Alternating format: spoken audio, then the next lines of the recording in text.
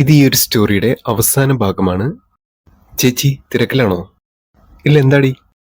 നാളെ ഒരു 3 ബിരിയാണി ഓഫീസിലേക്ക് കൊണ്ടുവരാവോ? ഇവിടെ എല്ലാവർക്കും അതിന്റെ മണം കേട്ടപ്പോൾ തന്നെ ഇഷ്ടപ്പെട്ടു.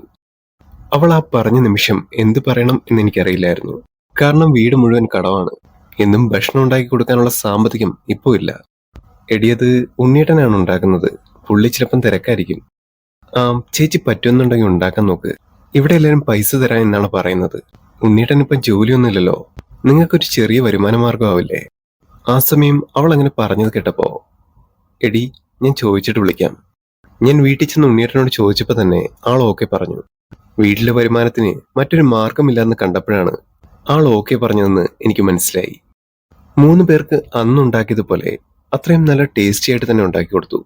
അങ്ങനെ അടുത്ത ദിവസം 10 ഓർഡറുകൾ വന്നു. എല്ലാവർക്കും കൂടെ ഒരുമിച്ചുണ്ടാക്കാൻ ഉണ്ണിയേട്ടന് ബുദ്ധിമുട്ടായതുകൊണ്ട് ഞാനും കൂടി. ഓരോ ദിവസങ്ങളിലും ഓർഡറുകൾ കിട്ടിക്കൊണ്ടേയിരുന്നു. പക്ഷേ കിട്ടുന്ന പൈസയെല്ലാം വീട്ടിലെ ചെലവിന് മാത്രമേ തികയുന്നുണ്ടായിരുന്നുള്ളൂ. പക്ഷെ അപ്പോഴും എന്തെങ്കിലുമൊക്കെ കിട്ടുന്നുണ്ടല്ലോ എന്ന് ആശ്വസിക്കാമായിരുന്നു. 1 മാസത്തോളം ജീവിത ചെലവുകൾ അങ്ങനെ പോയി. ഇതിന്റെ കൂടെ തന്നെ ദുബായിലേക്ക് പോകാനുള്ള കാര്യങ്ങളെല്ലാം ഉണ്ണിയേട്ടൻ നോക്കുന്നുണ്ടായിരുന്നു. കയ്യിൽ ഒപ്പിച്ചെടുത്ത കാശും കൊണ്ട് ബാങ്കിലേക്ക് ചെന്നപ്പം പലിശ അടയ്ക്കാൻ പോലുമില്ലായിരുന്നു. ബ്രാഞ്ച് മാനേജറുടെ പുച്ഛത്തോടുള്ള നോട്ടവും വെറുപ്പിക്കുന്ന സംസാരവും. ഇനി മുന്നോട്ട് പോകാൻ മറ്റൊരു വഴിയില്ലെന്ന് കണ്ടപ്പോഴാണ് ഞാൻ ഉണ്ണിയേട്ടനോട് പറഞ്ഞത്, നമുക്ക് ചെറുതായിട്ടൊരു ബിസിനസ് തുടങ്ങിയാലോ എന്ന്. ബിരിയാണി തന്നെ ഉണ്ടാക്കി കുറച്ചുകൂടി ആൾക്കാർക്ക് ഡെലിവറി ചെയ്തു കൊടുത്താൽ അതൊരു വരുമാന മാർഗമാകില്ലേ എന്ന്. അതിന് അതിൻ്റെതായ ലൈസൻസും കാര്യങ്ങളും വേണം കീർത്തി. ഇതിന്റെ പിന്നാലെ നടന്ന പിന്നെ അതിനെ സമയം കാണുള്ളൂ. ബേസിക് ആയിട്ടുള്ള ലൈസൻസ്, പിന്നെ GST, പാക്കിംഗ്, അങ്ങനെയുള്ള കാര്യങ്ങൾ റെഡിയാക്കാം. എങ്കിൽ നമുക്കും ഒന്ന് ട്രൈ ചെയ്തൂടെ? ഒന്നുമില്ലേലും ബിരിയാണി എല്ലാവർക്കും ഇഷ്ടപ്പെടുന്നുണ്ടല്ലോ. ഞാൻ ഓരോന്ന് പറയുമ്പോഴും ഉണ്ണിയേട്ടന്റെ മുഖത്ത് പല ഭാവങ്ങളായിരുന്നു. എങ്കിലും ഞാൻ നിർബന്ധിച്ചപ്പോ അവസാനം നോക്കാം എന്ന് മാത്രം പറഞ്ഞു. പിന്നീട് ഞങ്ങൾ നേരെ പോയത് ഒരു ഫുഡ് ഇൻസ്പെക്ടറെ കാണാനായിരുന്നു. അവിടെ ചെന്നതും മുൻ ബോർഡിൽ ഓഫീസ് സേഫ്റ്റി ഓഫീസർ എന്ന് എഴുതി വെച്ചിട്ടുണ്ട്. അകത്തേക്ക് കയറിയപ്പോൾ തന്നെ തലയിൽ മുടി ഒട്ടുമില്ലാത്തൊരു മനുഷ്യൻ. എന്നാൽ അയാൾ മറ്റുള്ളവരെ പോലെ ആയിരുന്നില്ല. കാണുന്നത് പോലെ തന്നെ നല്ല മനസ്സുള്ള ഒരു മനുഷ്യൻ. ആദ്യം മുതൽ അവസാനം വരെ എന്തൊക്കെ കാര്യങ്ങളാണോ ചെയ്യേണ്ടത് അതിനെക്കുറിച്ച് നല്ലൊരു അറിവ് തന്ന ഒരു മനുഷ്യനായിരുന്നു അയാൾ. ആ ഒരു ഓഫീസിൽ നിന്ന് ഞങ്ങൾ പുറത്തേക്ക് ഇറങ്ങുമ്പോൾ മനസ്സിൽ നിറയെ സന്തോഷമുണ്ടായിരുന്നു. നമ്മുടെ ചുറ്റും ചെകുത്താന്മാരുടെ കൂട്ടത്തിലും ഒരു നല്ല മനസ്സുള്ള ആളുണ്ടല്ലോ എന്നൊരു നിമിഷം തോന്നി. ഏകദേശം 1 മാസം കൊണ്ട് തന്നെ കാര്യങ്ങളെല്ലാം പൂർത്തിയായി. ആദ്യം ഞങ്ങൾ 2 പേരും കൂടി മാത്രമായിരുന്നു കാര്യങ്ങളെല്ലാം നോക്കിയിരുന്നത്. സഹായത്തിനായി അമ്മയും കൂടെ കൂടി. അന്ന് ആദ്യത്തെ മാസത്തെ വരുമാനം വെറും 25,000 രൂപ മാത്രമായിരുന്നു. വീട്ടിലെ ചെലവ് കഴിഞ്ഞ് ബാക്കി പലിശയിൽ അടച്ചു തീർത്തു. ഫുഡ് കൊണ്ടുപോയി ഡെലിവറി ചെയ്യാൻ വീടിനടുത്ത് തന്നെയുള്ള 2 ചെക്കന്മാരെ എടുത്തിരുന്നു. അതുകൊണ്ട് തന്നെ കാര്യങ്ങൾ കുറച്ചുകൂടി എളുപ്പമായി. പക്ഷെ മാസാവസാനം അവർക്ക് കൊടുക്കേണ്ട ശമ്പളത്തെക്കുറിച്ച് ആലോചിക്കുമ്പോൾ വരവ് ചിലപ്പോ ഒന്നുമല്ലാന്ന് തോന്നും. ഓരോ മാസങ്ങൾ തട്ടിമുട്ടി അങ്ങനെ പോയി. പക്ഷെ ജീവിതം കഴിഞ്ഞു പോകുന്നതല്ലാതെ ബാങ്കിലെ കടങ്ങളും കൊടുക്കാനുള്ള ബാധ്യതകളും വലിയ മാറ്റമൊന്നും തോന്നിയില്ല. മാസം അവസാനമായപ്പോ ഉണ്ണിയേട്ടൻ, മടുത്ത് കീർത്തി, ഇതുമായിട്ട് മുന്നോട്ട് പോകാൻ പറ്റുമെന്ന് തോന്നുന്നില്ല. നമ്മളിതിൽ കഷ്ടപ്പെടുന്നതല്ലാതെ പ്രതീക്ഷിച്ചതുപോലെ നടക്കുമെന്ന് തോന്നുന്നില്ല. നമുക്ക് വേറെ ഏതെങ്കിലും ജോലി നോക്കിയാലോ ഇത് കളഞ്ഞിട്ട്? ബിസിനസ് പച്ചപിടിക്കണമെന്നുണ്ടെങ്കിൽ കുറച്ച് സമയം എടുക്കും ഉണ്ണിയേട്ടാ. നമുക്ക് നോക്കാം. ഇതുവരെ വരുമാനം കുറവാണെങ്കിലും നമ്മളിതിൽ നിന്ന് പിന്നോട്ട് പോയിട്ടില്ലല്ലോ. വീട്ടിലെ ചിലവെങ്കിലും ഇതിൽ നിന്ന് കിട്ടുന്നില്ലേ? നമുക്ക് നോക്കാന്നേ. പക്ഷെ ഓരോ കാര്യത്തിനും റെസ്റ്റ് പോലും ഇല്ലാതെ ഓടുന്ന ഉണ്ണിയേട്ടനെ കണ്ടപ്പോ എനിക്ക് പാവം തോന്നി. അമ്മയും ഞങ്ങൾക്ക് വേണ്ടി കിടന്ന് കഷ്ടപ്പെടുന്നുണ്ട്.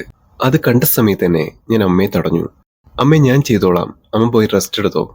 പറഞ്ഞു കേട്ടപ്പോ തന്നെ മറിച്ചൊന്നും പറയാതെ അമ്മ എഴുന്നേറ്റ് മുറിയിലേക്ക് പോയി.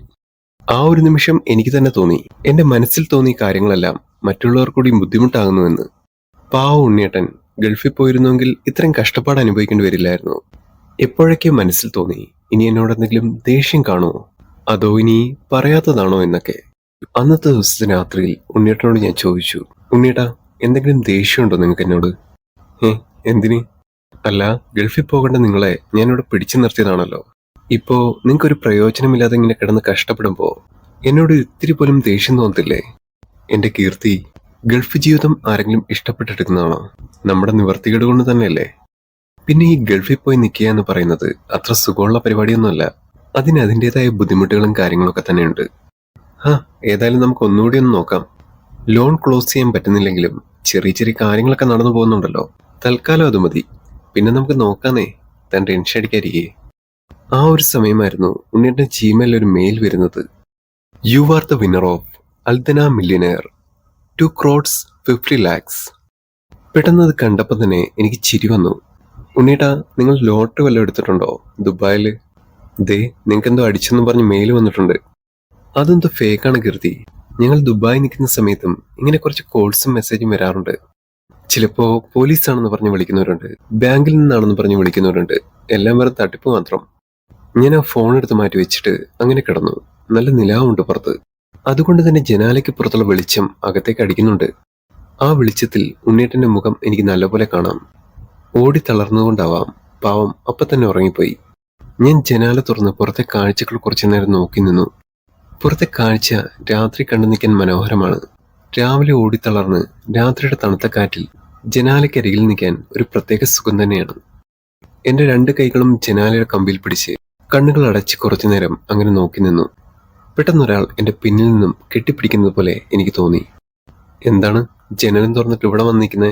ഉറക്കൊന്നുമില്ലേ നിനക്ക്? നിങ്ങൾ അങ്ങോട്ട് നോക്കിയേ, നല്ല നിലാവുണ്ട്.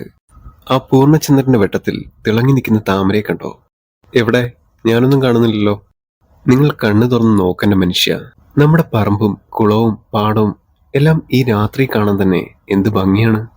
നമ്മൾ ഒരിക്കലും ഇവിടം വിട്ട് പോകരുത് ഉണ്ണിയേട്ടാ. എനിക്ക് അത്രമാത്രമേ ആഗ്രഹമുള്ളൂ. അതൊന്നും പറയാൻ പറ്റില്ല കീർത്തി. എടുത്ത പൈസ തിരിച്ചടച്ചില്ല എന്നുണ്ടെങ്കിൽ വീട് ബാങ്കുകാർ കൊണ്ടുപോകും. നീ ഇപ്പൊ ഇതും നോക്കി നിൽക്കാതെ വന്നു കിടന്ന് ഉറങ്ങാൻ നോക്ക്. ഒന്ന് ഉറങ്ങി എഴുന്നേറ്റപ്പോ തന്നെ രാവിലത്തെ പണികളെ കുറിച്ച് ആലോചിച്ചു. എന്തിനെങ്കിലും പിന്നാലെ കിടന്ന് ഓടുകയാണെന്നുണ്ടെങ്കിൽ നമ്മളൊരു പക്ഷെ ജീവിക്കാൻ മറന്നുപോകും. രാവിലെ തന്നെ അടുക്കളയിൽ പോയി പണികൾ തുടങ്ങി. കൂട്ടിന് അമ്മയും ഉണ്ണിയേട്ടനും ഉണ്ടായിരുന്നു. പണികൾ ചെയ്യുമ്പോഴും എല്ലാവരുടെയും മുഖത്തൊരേ മൗനം ഭാവം. അത് മറ്റൊന്നും ആയിരുന്നില്ല, ഈ മാസത്തെ പൈസ തിരിച്ചടയ്ക്കാൻ ഇനി എവിടെ നിന്നെടുത്തിട്ട് അടയ്ക്കും എന്ന ചിന്തയിലായിരുന്നു. ഞാൻ അവിടേക്ക് ചെന്നതും ഉണ്ണിയേട്ടന്റെ മൊബൈൽ എന്തോ ഒരു നോട്ടിഫിക്കേഷൻ വരുന്ന ശബ്ദം ഞാൻ കേട്ടു. എടുത്തു നോക്കിയതും ഇന്നലെ വന്ന അതേ മെയിൽ ഒന്നുകൂടെ റിപ്പീറ്റ് അടിച്ചു വരികയായിരുന്നു. അതിൽ എഴുതിയിരിക്കുന്നത് ഇങ്ങനെയായിരുന്നു: നിങ്ങൾ ഇതുവരെയും റിപ്പോർട്ട് ചെയ്തില്ല എന്നുണ്ടെങ്കിൽ നിങ്ങൾക്ക് ലഭിച്ച പൈസ അത് സെക്കൻഡ് പാർട്ടിക്ക് കൊടുക്കേണ്ടതായിട്ട് വരും. അത് കണ്ട സമയത്ത് തന്നെ എന്റെ മനസ്സിൽ എന്തൊക്കെയോ തോന്നി. ഞാൻ ഫോണുമായിട്ട് ഉണ്ണിയേട്ടന്റെ അടുക്കളേക്ക് പോയി. ആ മെയിൽ വന്ന എംപ്ലോ അതൊരു ബാങ്കിന്റെ ആയിരുന്നു. ഉണ്ണിയേട്ടൻ, നിങ്ങൾക്ക് ഈ ബാങ്കിൽ എന്തെങ്കിലും ഇടപാടുണ്ടോ? ഇത് ദുബായിലുള്ള ഒരു പ്രൈവറ്റ് ബാങ്കാണ്. അന്നെന്തോ സാലറി ക്രെഡിറ്റ് ആവാൻ വേണ്ടിയിട്ട് ഒരു അക്കൗണ്ട് എടുത്തിരുന്നു. ആണോ? എന്നാ ഉണ്ണിയേട്ടൻ നിങ്ങൾക്ക് അവിടെ നിന്ന് കോൺടാക്ട് ചെയ്ത് ചോദിക്കാവോ ഇത് വല്ല ഉള്ളയാണോ അല്ലയോ എന്ന്. അവർ കൂടെ മെയിൽ അയക്കുന്നുണ്ടല്ലോ. അതെന്തേലും ഫേക്ക് ആയിരിക്കും കീർത്തി. ചിലർ നമ്മുടെ ബാങ്ക് അക്കൗണ്ട് ഡീറ്റെയിൽസ് ചോദിക്കാൻ ഇങ്ങനെ കുറെ നമ്പർ ഇറക്കും. പാവങ്ങൾ അതിൽ ചെന്ന് ചാടും.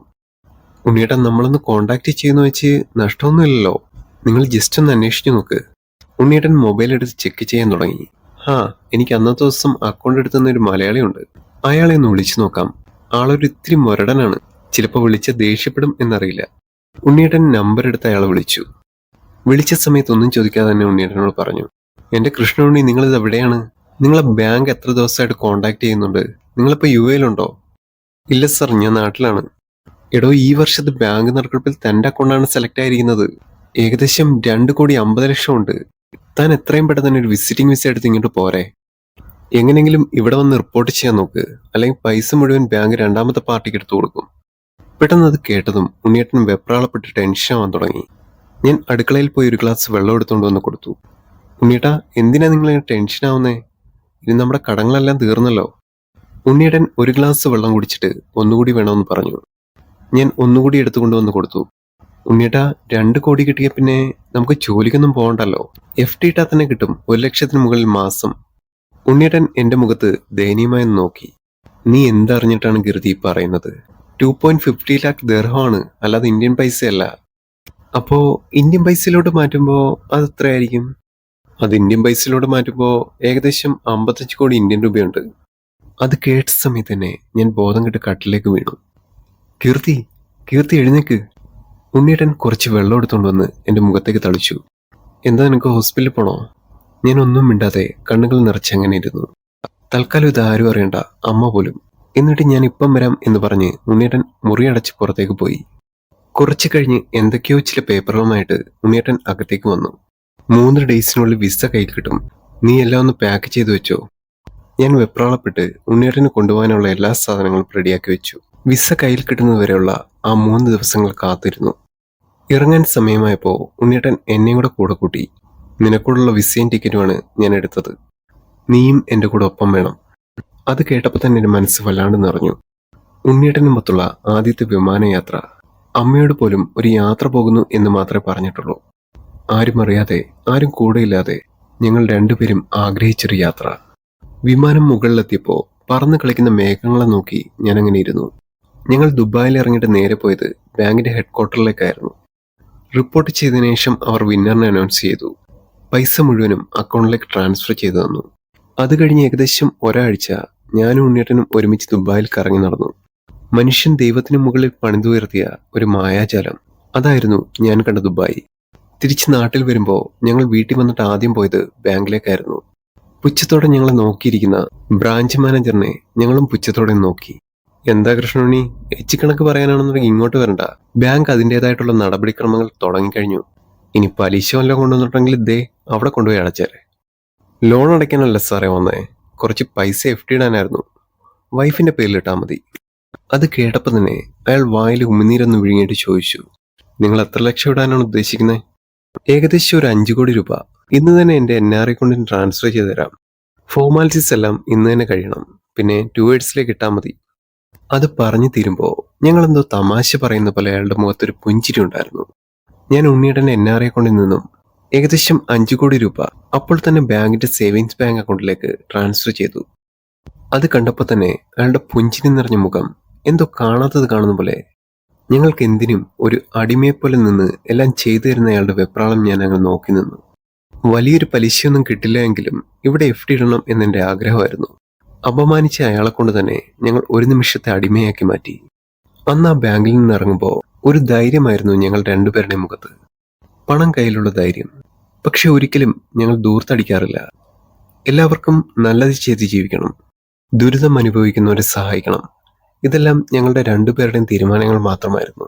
ഞങ്ങളുടെ ഫുഡ് ബിസിനസ് ഇന്ന് ഒരുപാട് വളർന്നു. ജീവിതം ഒരുപാട് മാറി. പക്ഷെ ആ വീടും പറമ്പും എല്ലാം അതേപോലെ തന്നെ. ഇന്ന് വീടിന്റെ ഉമ്മറത്തൊരാൾ ഉണ്ണിയേട്ടന് മുന്നിൽ കൈനീട്ടി നിൽപ്പുണ്ടായിരുന്നു. അത് അയാളായിരുന്നു, ഉണ്ണിയേട്ടൻ്റെ അമ്മാവൻ.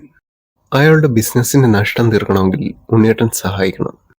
ആ ഒരു കാഴ്ച കണ്ടപ്പോൾ തന്നെ എനിക്ക് അയാളോട് പുച്ഛം തോന്നി. നോക്കട്ടെ എന്ന് പറഞ്ഞ് ഉണ്ണിയേട്ടൻ മുറിയിലേക്ക് വന്നു. ഞാൻ ആ ജനൽപ്പാളിയിൽ കൂടി പുറത്തേക്ക് നോക്കി. അവിടെ ഒരു താമര വിരിയാറായി നിൽപ്പുണ്ടായിരുന്നു. ആ ഒരു കാഴ്ചയിൽ ഞാൻ ഉണ്ണിയേട്ടൻ നെഞ്ചിലേക്ക് ചാഞ്ഞു. ഈ ഒരു കഥ ഇവിടെ അവസാനിച്ചിരിക്കുകയാണ്. ഇതുവരെ കഥ കേട്ട എല്ലാവർക്കും നന്ദി.